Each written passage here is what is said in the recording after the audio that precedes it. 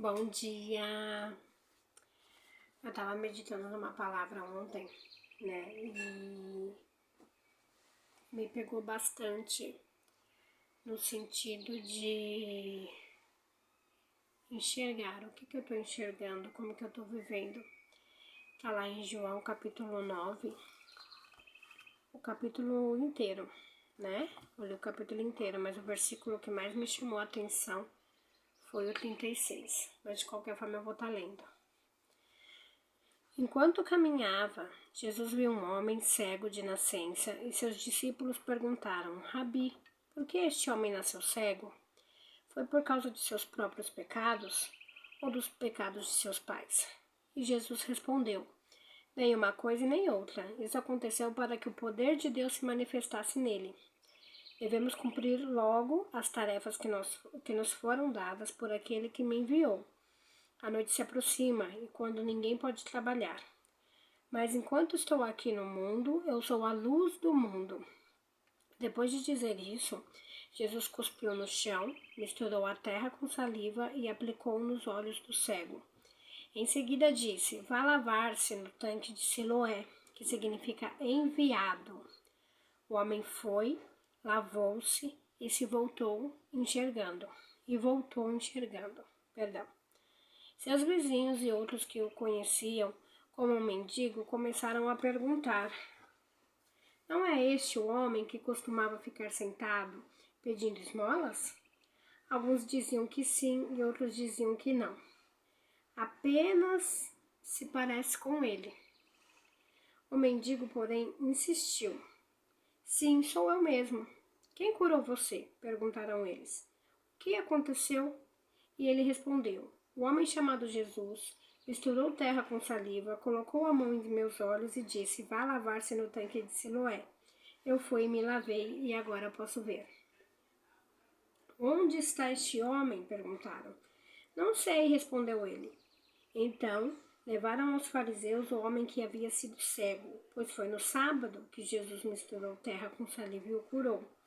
Os fariseus encheram o homem de perguntas sobre o que havia acontecido e ele respondeu: Ele colocou terra com saliva em meus olhos e depois que eu me lavei passei a enxergar. Alguns dos fariseus disseram: Esse homem não é de Deus, pois trabalha no sábado. Outros disseram: Mas como um pecador poderia fazer sinais como este? E havia entre eles uma divergência de opiniões. Os fariseus voltaram a perguntar ao homem que havia sido cego: O que você disse desse homem que o curou? Ele deve ser profeta, respondeu o homem. Os líderes judeus se recusavam a crer que ele havia sido cego e estava curado. Por isso, mandaram chamar os pais dele e perguntaram: Ele é seu filho? Ele nasceu cego? Se foi, como pode ver agora? Os pais responderam: Sabemos que ele é nosso filho e que nasceu cego, mas não sabemos como pode ver agora, nem quem o curou. Ele tem idade suficiente para falar por si mesmo. Perguntem a ele. Seus pais disseram isso por medo dos líderes judeus, pois eles haviam anunciado que se alguém dissesse que Jesus era o Cristo, seria expulso da sinagoga. Por isso disseram: Ele tem idade suficiente, pergunte a ele. Então, pela segunda vez, chamaram um homem que havia sido cego e lhe disseram: Deus é quem deve receber glória por aquilo que aconteceu, pois sabemos que esse Jesus é pecador. Aí o homem respondeu: Não sei se ele é pecador, mas uma coisa sei: eu era cego e agora vejo.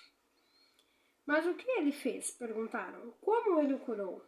Eu já lhes disse, exclamou o homem. Vocês não ouviram?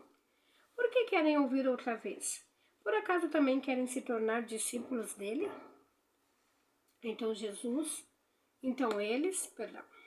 eles o insultaram e disseram: Você é discípulo dele, mas nós somos discípulos de Moisés. Sabemos que Deus falou a Moisés, mas nem sabemos de onde vem esse homem. Que coisa mais estranha, respondeu o homem. Ele curou meus olhos e vocês não sabem de onde ele vem? Sabemos que Deus não atende pecadores, mas está pronto a ouvir aqueles que o adoram e fazem a sua vontade. Desde o princípio do mundo, ninguém foi capaz de abrir os olhos de um cego de nascença. Se esse homem não fosse de Deus, não teria conseguido fazê-lo. Você nasceu inteiramente pecador, disseram eles, e quer ensinar a nós? Então expulsaram da sinagoga. Quando Jesus soube do que havia acontecido, procurou o homem e lhe disse: Você crê no Filho do Homem? E aí, no versículo 36. Quem é ele, Senhor? Perguntou o homem. Eu quero crer nele. Jesus respondeu: Você ouviu e ele está falando com você. Sim, Senhor, eu creio, declarou o homem e adorou a Jesus. Então Jesus disse: Eu vim a este mundo para julgar, para dar visão aos cegos e para fazer que os que veem se tornem cegos. Alguns fariseus que estavam por perto o ouviram e perguntaram: Você está dizendo que nós somos cegos?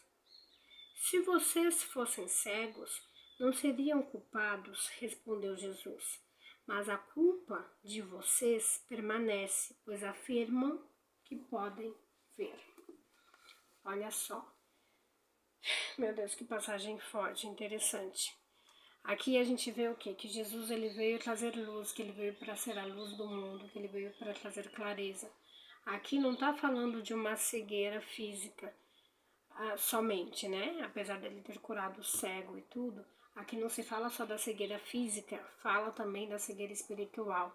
Aquela que por mais que você viva o milagre de Deus todos os dias, por mais que ele faça por você, faça pelos seus, você não consegue ver. Você acha que é obra sua, por seu merecimento, da sua correria diária.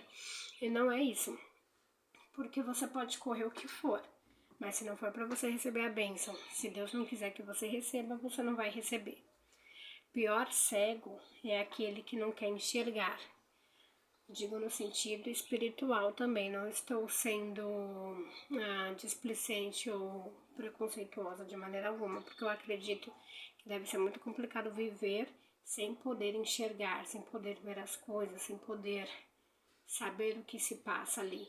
Mas a nossa fé, ela não tem que se basear só no que a gente vê. A nossa fé, ela tem que se basear naquilo que a gente vive, naquilo que a gente recebe do Pai. O acordar todas as manhãs, aquele milagre que você vê,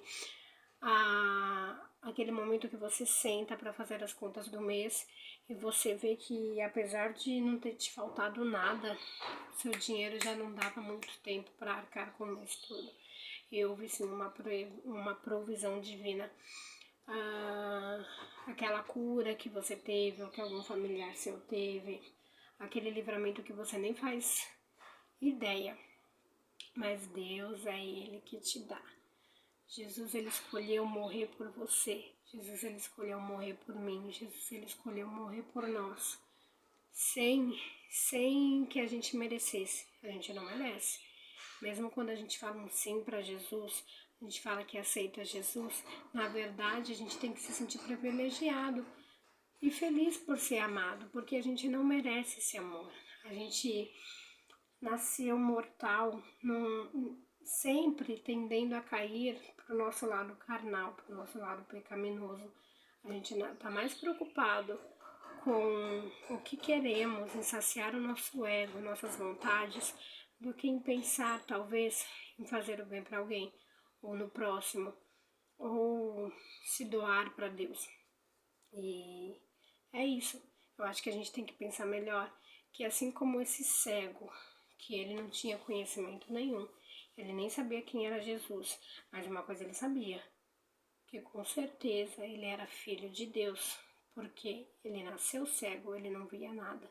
Mas a partir do momento que ele teve esse encontro com Jesus, ele passou a ver. Ele podia conhecer as pessoas, ele podia conhecer o mundo, ele poderia saber o que de fato ele iria fazer dali por diante. Então aquela pessoa que estava nas trevas, agora estava na luz, tinha oportunidade de viver na luz. Enquanto você se preocupar somente com conhecimento e não parar para pensar em colocar em prática, em se colocar à disposição de Deus, e não colocar Ele na sua vida, mas você entregar a sua vida a Ele. Entende? Tem uma grande diferença. Colocar Deus na sua vida, por exemplo, eu coloco Deus na minha vida, posso deixar Deus ali no cantinho me esperando, enquanto eu resolvo fazer as coisas do meu jeito. Mas quando eu me coloco nas mãos de Deus, entregar minha vida nas mãos de Deus, eu estou permitindo, eu estou confiando piamente que a vontade dele é boa, perfeita e agradável. E a partir daí, a minha vida vai ser dele. Eu vou acreditar que ele não vai deixar me faltar nada. Porque se eu sou filha, se eu fui escolhida, se eu me entreguei, eu estou ali nas mãos dele. E ele, como um bom pai, ele cuida dos seus filhos. Então, acho que a mensagem de hoje é essa. Que Deus abençoe sua vida. Tenha fé. Tenha fé. A fé não é somente você acreditar, mas a fé é você acreditar naquilo que ele fala. Mesmo que tudo ao seu redor te mostre o contrário, mas você acreditar que é a última palavra de Deus. Isso é ter fé. Então tenha fé, tenha um bom dia, tenha uma boa semana e que Deus abençoe grandemente a sua vida. Até!